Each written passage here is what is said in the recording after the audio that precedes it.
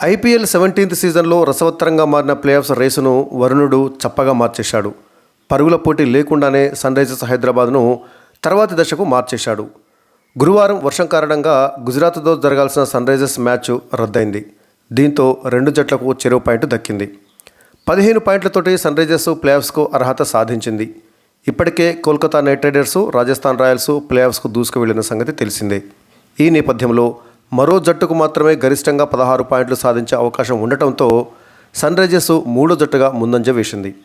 గత 3 సీజన్లలో తీవ్రంగా నిరాశపరిచిన సన్రైజర్స్ 2020 తర్వాత మళ్లీ తొలిసారి ప్లేఆఫ్స్లోకి అడుగుపెట్టింది. హైదరాబాద్లో ఒక ఐపీఎల్ మ్యాచ్ రద్దు కావటం ఇదే తొలిసారి. ఉప్పల్లో మధ్యాహ్నం 3:30 సమయంలో మొదలైన వర్షం సుమారు 2 గంటల పాటు ఏకధాటిగా కురిసింది. ఆ తర్వాత ఓ 2 గంటలు తెరపనివ్వడంతో మ్యాచ్ కోసం మైదానాన్ని సిద్ధం చేసేందుకు సిబ్బంది విశేషమైన కృషి చేశారు. ముఖ్యంగా అవుట్ఫీల్డ్ను ఆరబెట్టేందుకు తీవ్రంగా ప్రయత్నించారు. అప్పటికే టాస్ ఆలస్యమైంది. 8 గంటలకు టాస్ వేసేందుకు అంతా సిద్ధమవుతుంది అని అనుకునే లోపే వరుణుడు మళ్లీ వచ్చాడు. ప్రేక్షకుల ఆశలపై నీళ్లు చల్లాడు. ఈసారి వర్షం ఎంతకీ తగ్గకపోవడంతో చివరికి రాత్రి 10:10 మ్యాచ్ను రద్దు చేస్తున్నట్లుగా ఎంపైర్లు ప్రకటించారు. దీంతో అభిమానులు నిరాశగా వెనుదిరిగారు. ఈ మ్యాచ్ టికెట్ల ధరను తిరిగి చెల్లిస్తామని ఫ్రాంచైజీ ప్రకటించింది. ఇక లీగ్ దశలో ఇంకా 4 మ్యాచ్లు మాత్రమే మిగిలి ఉన్నాయి. ఢిల్లీ ఇప్పటికే రేసు నుంచి నిష్క్రమించింది. శుక్రవారం ముంబైతో మ్యాచ్లో లక్నో విజయం సాధించినా చెన్నై, బెంగళూరు రన్ రేట్ను అధిగమించేటటువంటి అవకాశం లేనందున ఆ మ్యాచ్ నామమాత్రమే.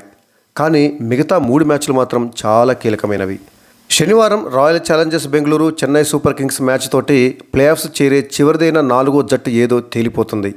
ఇక ఆదివారం సన్రైజర్స్తో పంజాబు, రాజస్థాన్తో కోల్కతా మ్యాచ్లలో వరుసగా టాప్ 4 స్థానాలు ఖరారు కానున్నాయి.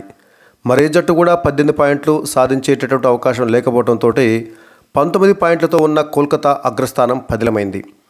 కోల్కతాపై రాజస్థాన్ గెలిస్తే 18 పాయింట్లతోటి రెండో స్థానాన్ని సొంతం చేసుకుంటుంది రాజస్థాన్.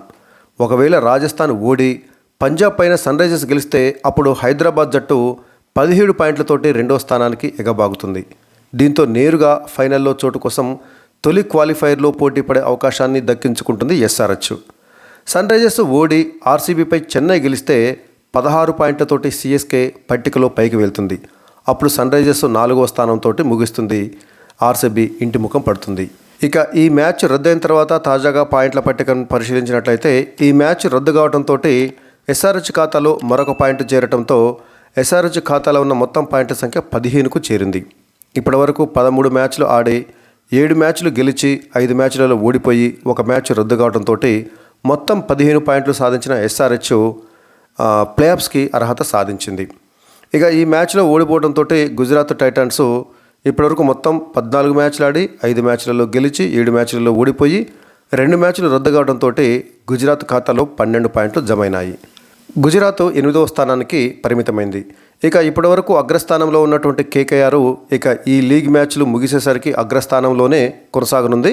సో పాయింట్ల పట్టికలో కోల్కతా నైట్ రైడర్స్ అగ్రస్థానానికి ఢోకా లేకుండా పోయింది. 19 పాయింట్లతోటి కేకేఆర్ తన అగ్రస్థానాన్ని 10లో చేసుకుంది. ఇక ప్రస్తుతము 2వ స్థానంలో ఉన్నటువంటి రాజస్థాన్ రాయల్స్, 3వ స్థానంలో ఉన్న ఎస్ఆర్హెచ్, 4వ స్థానంలో ఉన్నటువంటి సిఎస్కే. ఈ జట్ల యొక్క స్థానాలు తారుమారు అయ్యేటటువంటి అవకాశం ఉంది తదుపరి మ్యాచ్ల యొక్క ఫలితాలను బట్టి. ఇక ప్లేఆఫ్స్కి చేరేటటువంటి 4వ జట్టు ఏది అనేది జరగబోయేటటువంటి మ్యాచ్ల ద్వారా తెలుస్తుంది. ముఖ్యంగా సిఎస్కే, ఆర్సీబీ జట్ల మధ్య 18వ తారీఖు నాడు జరగబోయేటటువంటి మ్యాచ్ అంటే రేపటి మ్యాచ్ తోటి ప్లేఆఫ్స్కి చేరే 4వ జట్టు ఏదో తేలిపోతుంది. సిఎస్కేనా లేక ఆర్సీబీనా? ప్రస్తుతం సిఎస్కే 14 పాయింట్లు, ఆర్సీబీ 12 పాయింట్లతోటి ఉన్నాయి.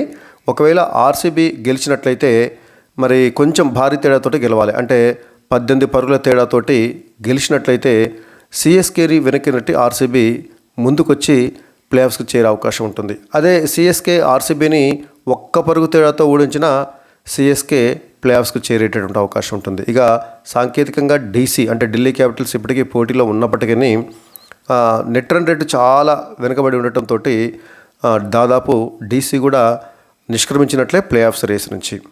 సో ఇది తాజాగా పాయింట్ల పట్టిక పరిస్థితి.